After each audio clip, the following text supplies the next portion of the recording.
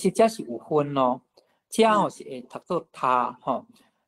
这个他甲添吼，其实有小可差别吼，就是讲他吼，他是讲，因为我讲一个有无，咱是讲甲他悬吼，我举例互恁大家听，恁就知影讲吼，咱这个共一字，但是读做他甲读做添吼，无啥共吼。像我来讲起厝，迄个啥贴砖啊有无吼？咱较早起厝，迄个用迄砖啊壁对无吼？迄个啥，咱咧砖啊，咱是讲看贴对无吼？迄就是贴砖啊吼。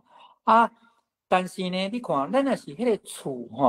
吼，即讲原本是3楼，我要搁加甲塔一檐，咱是毋讲塔较悬对无？嘿，咱即阵咱就讲塔起哩，讲即间厝都迄个啥3楼要甲塔做4楼，所以这款呢让它的高度增加让它的高度增加这当中就适合读做塔因为这有2通碗公啦